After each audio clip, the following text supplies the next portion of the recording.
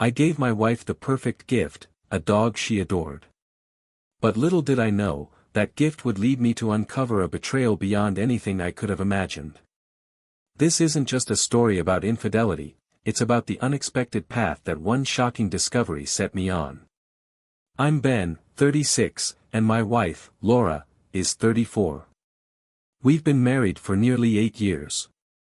If you'd asked me a few months ago, I'd have told you we had a great relationship. Nothing dramatic, no big problems, just two people who loved each other and built a life together. At least, that's what I thought. 2 years ago, I surprised Laura with a dog for her birthday. A little Labrador named Charlie. She'd always wanted a dog, and I figured this would be the perfect gift. She was thrilled and took to caring for him like he was our own kid. Laura became Charlie's main caretaker. She'd walk him, feed him, and spoil him with treats. She even found a groomer she loved and started taking Charlie there once a month to keep him looking sharp. I didn't think much of it at the time. To me, it was just part of her routine with Charlie. But looking back now, I wonder if I missed something, if maybe those monthly grooming trips were more than I realized. Back then, I thought it was just a sweet thing she did for our dog. But now, with everything that's happened, I'm starting to question it all. So, like I said, Laura was practically inseparable from Charlie. She'd go out of her way to make sure he had everything he needed, special treats, the best toys, and those grooming trips she never missed. It seemed like she'd found her little routine, and I was happy she had something she enjoyed so much. But then, I started noticing small things. Laura began to get defensive about her phone, keeping it close and often flipping it face down, which she'd never done before. And then there were the days when she'd come back from Charlie's grooming appointments looking unusually energized, almost like she'd been out with friends instead of the groomer. I remember joking about how excited she always was after picking him up, and she just laughed it off, saying, "Charlie just brings out the best in me." At first, I brushed off the odd feelings. We all have our quirks, right? But that small voice in the back of my mind kept asking if something more was going on. Alright, here's where things start to unravel. One Saturday, Laura was getting ready to take Charlie for his regular grooming session. I noticed she seemed to be putting extra effort into her appearance, hair styled, a spritz of her favorite perfume, and even a fresh coat of lipstick. It struck me as strange, but I didn't want to seem paranoid, so I brushed it off. A couple of hours passed, and I realized she'd been gone longer than usual. When she finally came back, she looked different. There was this glow, a certain energy about her, and I remember feeling a knot in my stomach. She was smiling in a way I hadn't seen in a while, almost like she was coming home from a date. The tipping point came when I went to grab her phone from the kitchen counter later that evening. I was going to call my brother, but as soon as I picked it up, a notification popped up. It was a text from an unknown number, and it read, "Can't wait until next time, winking face. My heart sank. I stared at the screen, feeling like the ground had just dropped out from under me. I wanted to believe it was innocent, but a sinking feeling told me otherwise. And that's when I started to wonder if those trips to the groomer weren't just about Charlie after all. After seeing that message, I couldn't shake the feeling that something was very wrong. But I didn't want to jump to conclusions without knowing more, so I decided to keep an eye on things. Over the next few weeks, I noticed Laura seemed more distant, almost distracted. She would spend longer and longer at Charlie's grooming appointments, and when she'd come back, she'd be texting or smiling to herself in a way that made me uneasy. It was as if she was living in a different world, one I wasn't a part of. Then, one evening, she mentioned something in passing that raised my suspicions even more. She told me, almost too casually, that Charlie's groomer, Mark, as she now called him, had recommended a new type of grooming treatment and that it would take a bit longer each session. I tried to play it cool and asked her, "Oh, so you and Mark chat a lot?" She looked surprised, almost caught off guard, before quickly laughing it off. "Oh, he's just friendly," she said. But there was something in her eyes that didn't sit right with me, like she was hiding something behind that smile. The way she said his name, the way her face softened.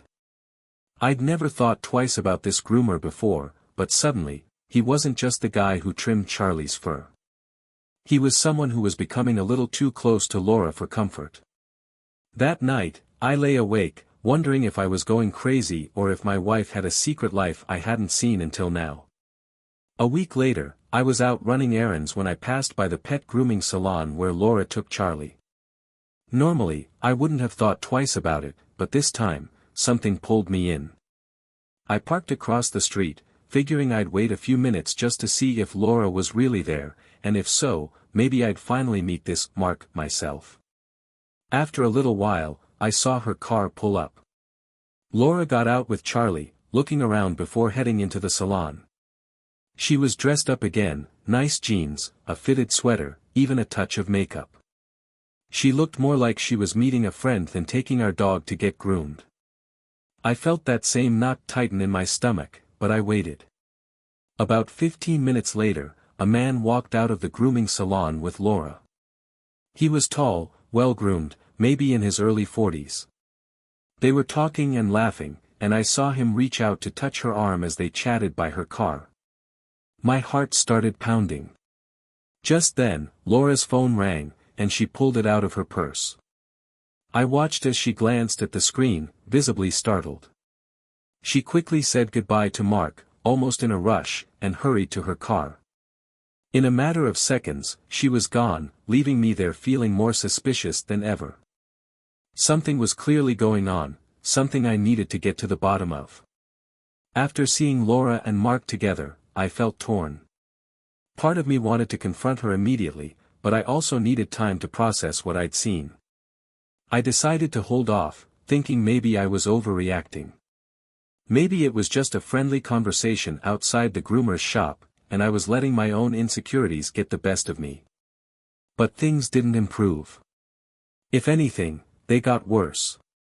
Laura grew more distant with each passing day, and her grooming trips seemed to stretch longer and longer. Our conversations turned into surface-level exchanges, and she'd be glued to her phone in the evenings, always with a casual explanation for any late-night messages.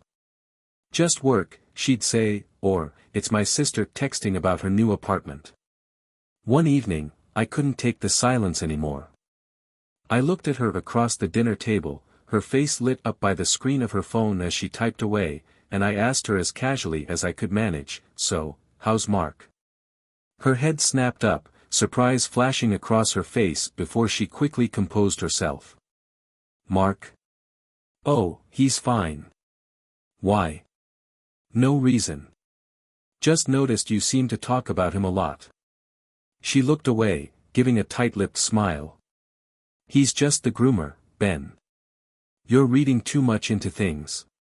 But I could see it, the flicker of something in her eyes, the guarded tone of her voice. And at that moment, I realized that maybe, just maybe, there was something there she didn't want me to see. After that conversation, things between us became even more tense. Laura grew more withdrawn, almost as if she was deliberately putting space between us. She was on edge, often leaving the room to take phone calls or stepping outside for some air. I wanted to believe her, but a gut feeling told me something was deeply wrong. Then came a Saturday evening that really threw me. Laura was heading out with Charlie for what she said was a special grooming event.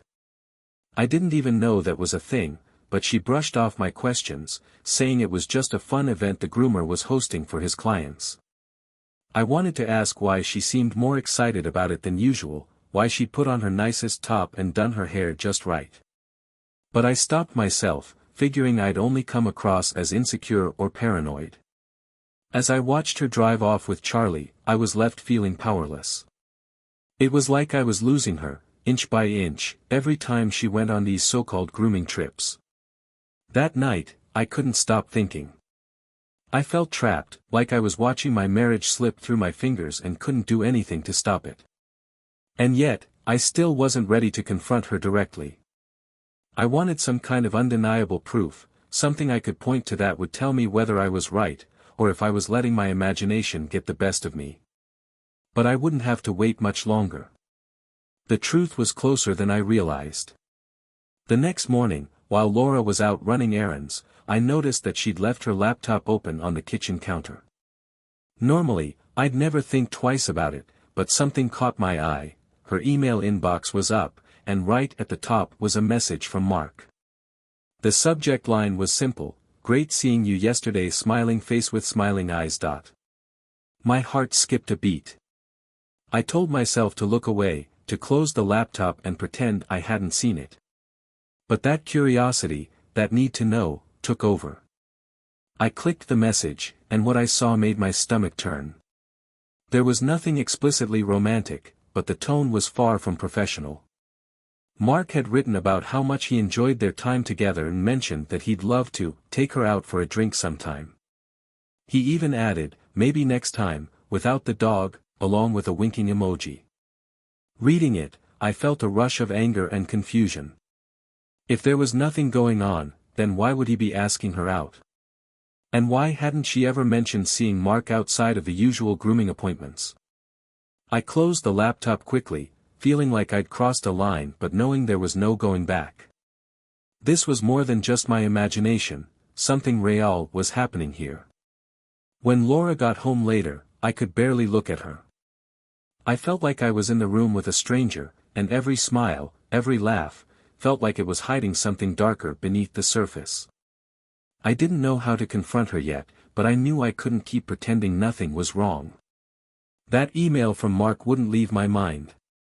I tried to act normal around Laura, but every time I looked at her, I felt like I was seeing someone else, someone with secrets I didn't understand. One night, a couple of days after I'd seen that email, Laura was asleep, and I lay awake, my mind spinning. I decided to check her phone, something I'd never done before. I felt guilty even considering it, but I needed answers. I carefully reached over to her nightstand, picked it up, and went through her messages. As I scrolled, I noticed several messages from Mark that she hadn't deleted. They were casual but personal. Nothing scandalous, but just enough to make my stomach twist. He'd ask her how her day was, what she was up to, or if she wanted to meet for coffee sometime soon. And every time, she replied, sometimes even adding smiley faces or laughing at his jokes. The messages went back weeks, maybe months, and it hit me that they'd been talking regularly for longer than I'd realized. Here was this guy, the so-called groomer, somehow embedded in my wife's life without me even knowing. I felt like I was discovering another side to Laura, one she'd kept completely hidden from me. I put the phone back, my mind racing. How long had this been going on? Was it all innocent, or was there more that I hadn't seen yet? I couldn't shake the feeling that I was on the edge of finding out something I might never be able to unsee. But at this point, I knew I couldn't stop digging. I needed the truth, no matter what it was. That Friday morning, I went into work like any other day. Laura had the day off, so she was planning to just relax and get some things done around the house. I tried to ignore the doubts nagging at the back of my mind. I focused on my tasks, diving into the work to keep myself distracted. Around lunchtime, I surprised myself by finishing up a big project ahead of schedule. My boss even told me to go ahead and take the rest of the day off. Normally, I'd be thrilled at an unexpected half-day, but that gut feeling was stronger than ever. I couldn't shake the feeling that something was off. So, instead of grabbing lunch with a friend or running errands, I decided to head home. When I pulled into the driveway, I noticed Laura's car parked outside. But it wasn't the sight of her car that stopped me in my tracks. It was the unmistakable sight of another car, one I recognized all too well. Mark's car was parked right next to hers. Heart pounding, I walked up to the house and slipped my key into the door as quietly as I could, barely daring to breathe. The house was silent as I stepped inside, but I could feel something in the air. I made my way up the stairs toward our bedroom, my mind racing. When I reached the door, it was half open. I pushed it open, and there, in the bed I shared with my wife, was Laura. And next to her, laughing softly, was Mark. Everything in me went cold. Without even thinking, I flew into the room, grabbing Mark by the shirt and shoving him against the wall. "Get out of my house. Now." Mark stumbled, his face going pale as he scrambled to his feet. He didn't say a word, just grabbed his things and bolted out of the room. The front door slammed a few seconds later, and then it was just me and Laura, alone in that awful silence. I turned to her, barely able to keep myself together. "Laura, explain yourself. Now." She sat there, stunned and speechless, clearly caught off guard. Her eyes were wide with fear, but I didn't know if it was fear of losing me or fear of being exposed. I waited, fists clenched, bracing myself for whatever excuse or explanation she was about to give. Laura sat frozen, wrapped in the sheet, her face a mix of shock, fear, and guilt. I stood at the foot of the bed, waiting, my heart pounding louder than I could ever remember. For a few agonizing seconds, neither of us spoke. Finally, she managed to find her voice. "Ben. I can explain." "Explain?" I nearly laughed, the anger bubbling up inside of me. "I just walked in on you with another man in our bed. What is there to explain?" Her face twisted with emotion as she struggled to respond. It just happened, Ben. It didn't mean anything. That's all you have to say?" I asked, my voice shaking. "You've been sneaking around with him for months, haven't you?" She looked away, unable to meet my eyes. "It wasn't supposed to go this far. I thought I could control it. Mark and I were just friends at first, and then, things changed." I stared at her, feeling the weight of her words sink in. The late-night texts, the long grooming trips, the constant secrecy. It all started to piece together in a way that felt sickeningly clear. "Why him?" I asked, trying to keep the pain out of my voice. "Why him? Was our life, our marriage, not enough for you?" Tears started to well up in her eyes as she finally looked back at me. "I didn't plan this, Ben. I didn't. I don't even know how it got to this point." "Well, it did," I said, unable to hold back my frustration. "You let it get to this point.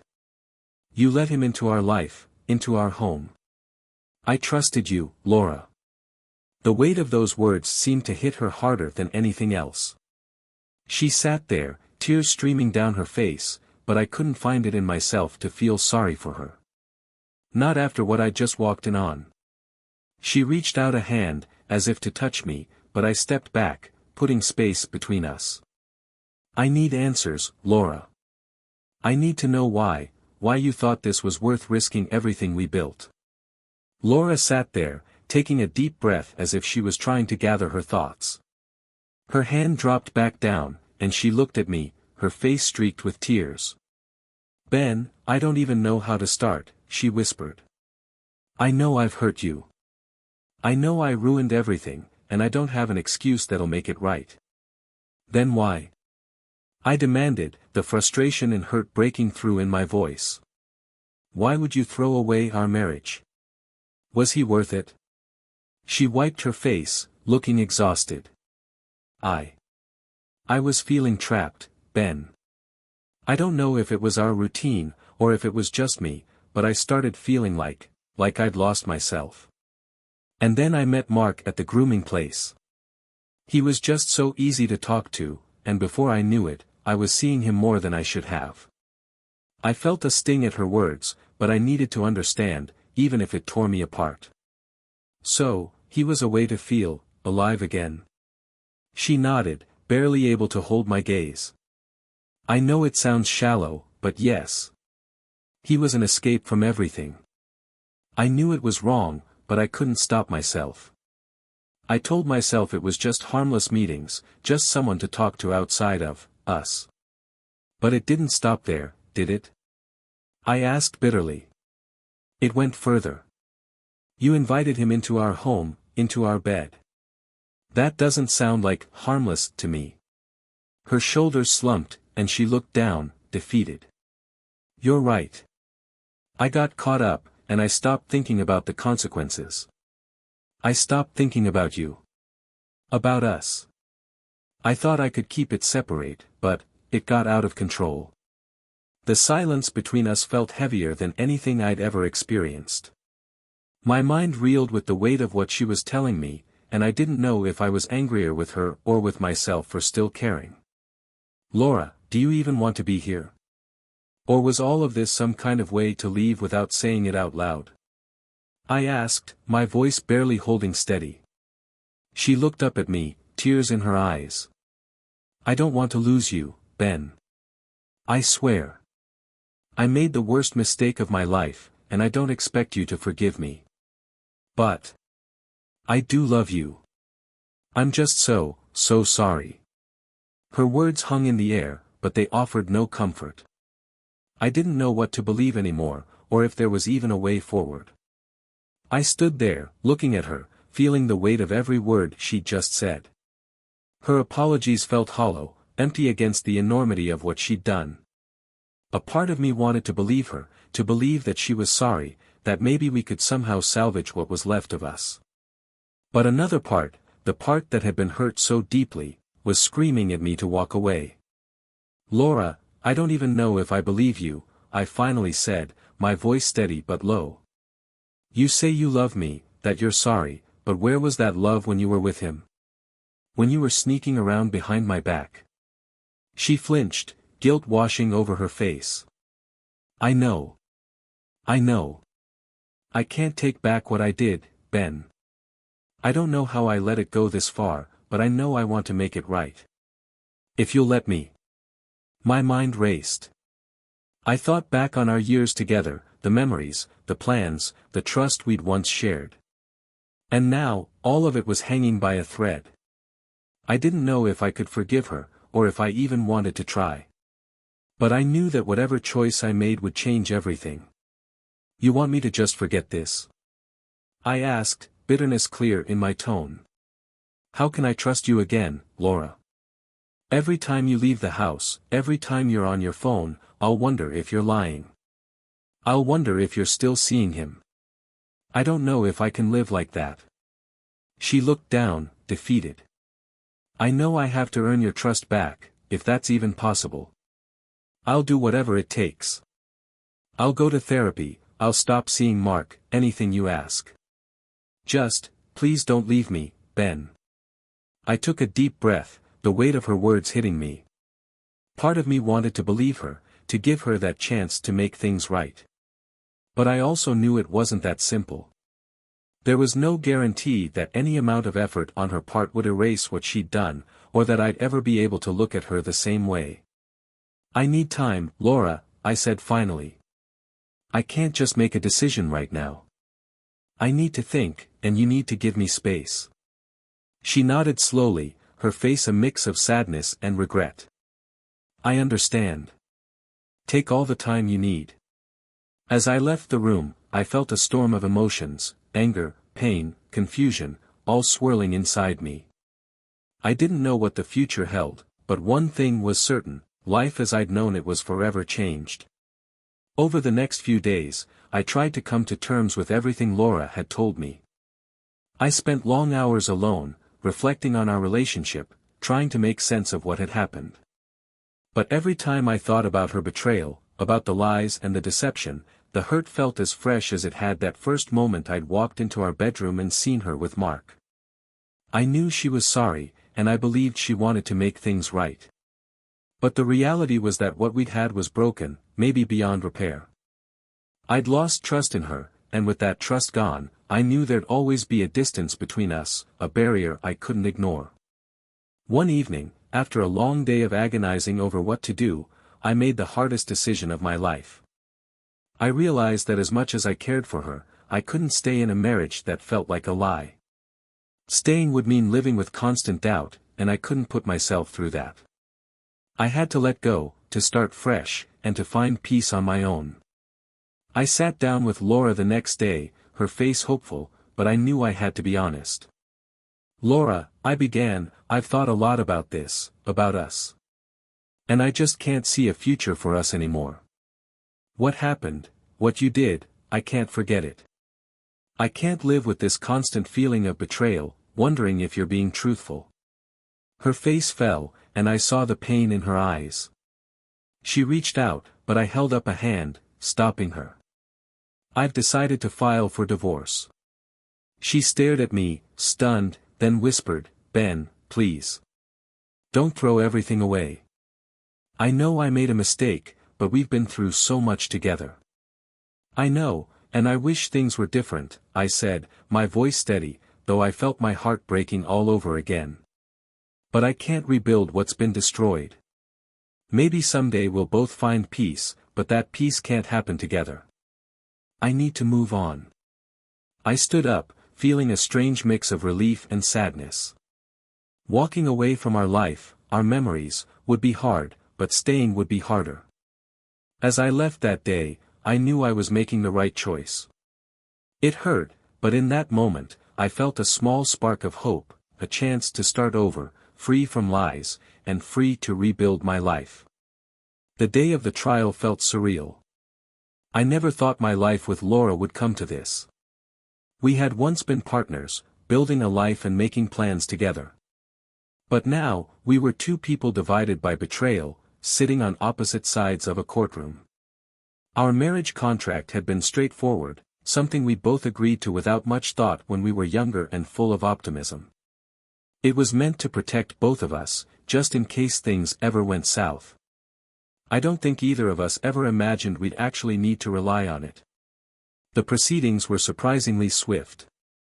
The judge reviewed the details of our prenuptial agreement, and since the contract was solid, the outcome was clear. According to the terms we had set years ago, most of what we owned, the house, the savings, even some shared investments, would be awarded to me. Laura would walk away with her personal belongings and a small settlement, but nothing more. I saw the shock in her face as the judge read the final ruling. She hadn't expected things to go this way, but there was no room for debate. Our agreement was legally binding, and the court honored it fully. As the gavel fell, signaling the end of our marriage, Laura looked at me, her eyes full of regret. She opened her mouth as if to say something, but then closed it, as if realizing there was nothing left to say. Her silence echoed all the finality in the world. I left the courtroom feeling a bittersweet mixture of closure and sadness. My life with Laura was over, and though I'd won in the legal sense, it didn't feel like a victory. It was simply an end, a necessary one, but painful all the same. As I walked out into the sunlight, I took a deep breath, letting the weight of the past few months slip away, if only a little. I'd been given a second chance, and I knew I had to make the most of it. The path ahead was uncertain, but it was mine alone, free from lies and the wounds of betrayal. And in that freedom, I found a sense of hope I hadn't felt in a long time. The hardest chapter of my life was over, and for the first time, I was ready to move forward and rebuild. In the weeks that followed the trial, I tried to focus on moving on. But no matter how hard I worked to rebuild my life, there was one thing that gnawed at me, Mark. The groomer. The man who'd invaded my life, who'd crossed boundaries without a second thought, leaving a path of destruction behind him. He was living his life, free of consequences, probably out there continuing with his work, laughing it off.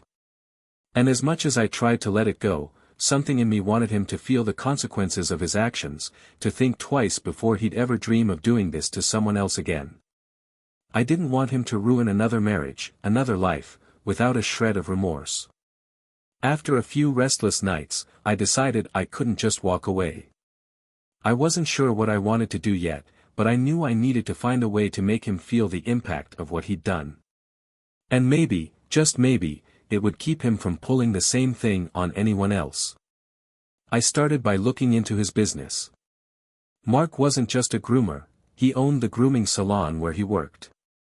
It was his pride and joy, the small business he'd built with a reputation he valued.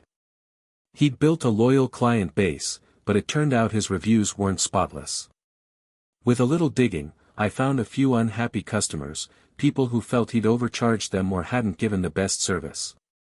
Small complaints, but they gave me an idea. Using anonymous accounts, I began leaving negative reviews on every platform he used for his business: Yelp, Google, even Facebook. I wrote about poor service, about rudeness, about my dog being scared to return. I didn't hold back, and soon, his review ratings started dropping. But I didn't stop there. I knew a few people in town, including someone who worked in a local newspaper. Through some friendly conversations, I managed to spark a little interest in a scandal at the grooming salon. Soon, rumors began circulating that Mark's business wasn't as professional as it appeared, and people began questioning his ethics.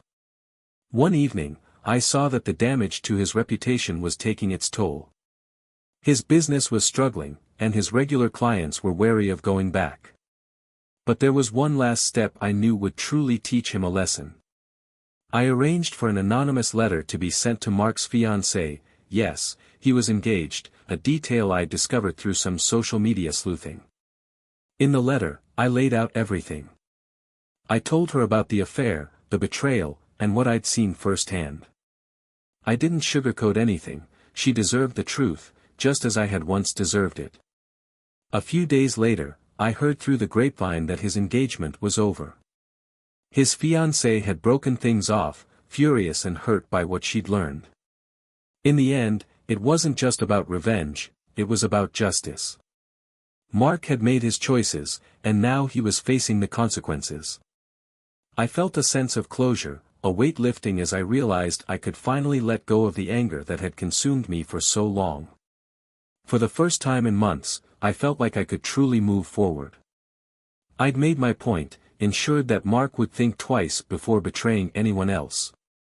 And with that, I closed the chapter on this part of my life, ready to build something new, this time on a foundation of integrity and trust. Just when I thought I'd left it all behind, something new came to light that stopped me in my tracks. I was having coffee with an old friend, someone who knew Mark from around town. Out of the blue, he mentioned hearing about a massive argument at Mark's grooming salon a few days earlier. He looked at me, raising an eyebrow. "You know, Ben, it turns out that Laura and Mark weren't exactly on the same page."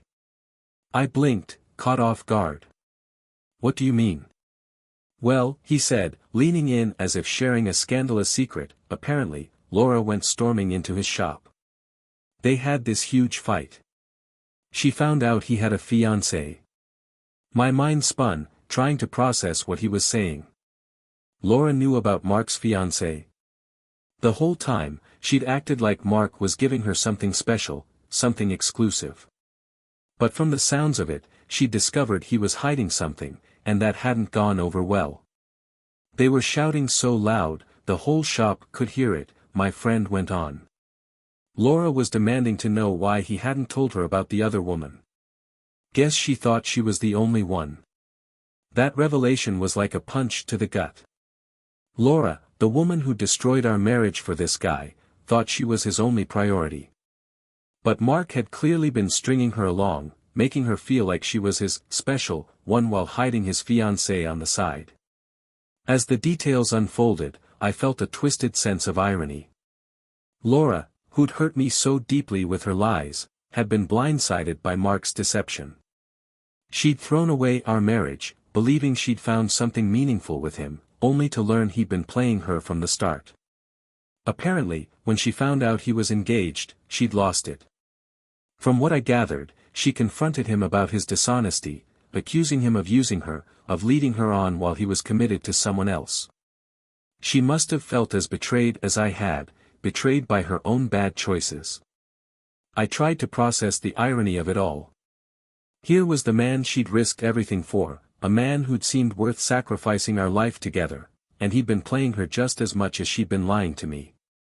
Later that night, I found myself feeling an odd mix of emotions. A strange sense of satisfaction settled over me, knowing Mark's actions had finally come back to haunt him. But there was something else too, a sense of pity, maybe, for Laura. She'd gambled everything on this man, and in the end, he'd shattered her illusions just as she'd shattered mine.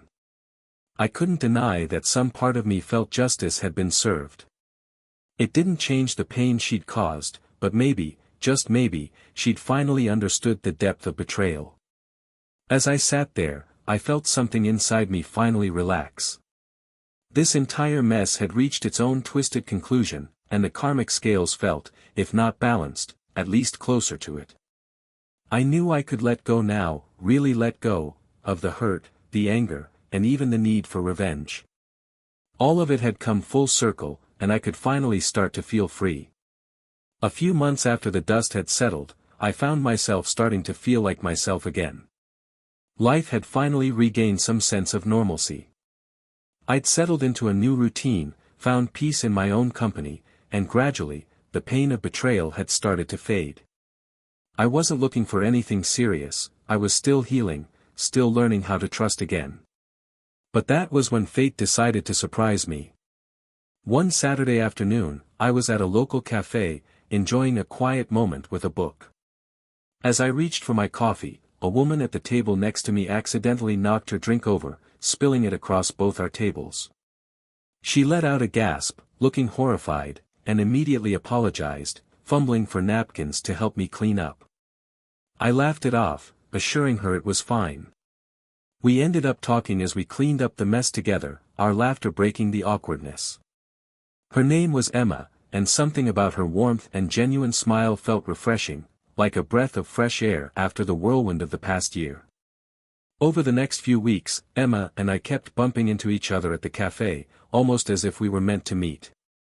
We'd talk about everything, books, travel, dreams. She had a way of listening, of making me feel understood in a way I hadn't felt in a long time. I felt myself opening up without hesitation, enjoying our time together without the weight of expectations. One evening, after weeks of casual meetups, we decided to take a walk through the park. It was one of those crisp autumn evenings, the air cool but inviting. We walked slowly, talking about life, and somehow, she could sense I'd been through something heavy. She didn't pry, but I found myself sharing bits and pieces about my past, about the betrayal I'd endured.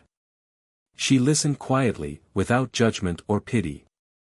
"I think it's incredible that you're still open to love, even after all that," she said softly, her words both comforting and encouraging. I looked at her, realizing how much lighter I felt just being around her. For the first time in ages, I wasn't thinking about betrayal or loss, I was focused on this new connection, this possibility of something real, something untainted by the past. As the months went by, Emma and I grew closer, each day bringing a little more joy back into my life. She had a warmth and honesty that reminded me of how love should feel, free, genuine, built on trust and laughter. Slowly, I felt my heart healing, each moment with her a small step forward into a future that felt open, full of possibility. Looking back, everything I'd been through, the heartbreak, the betrayal, even the painful realizations, had brought me to this point. I had come out of the darkness and found someone who showed me that love could be pure and sincere. Emma had helped me let go of the past, allowing me to see that while life could be brutal, it could also be beautiful again. With her hand in mine, I knew I'd found a new beginning. And this time, I was ready to embrace it fully, leaving the shadows of the past behind me for good.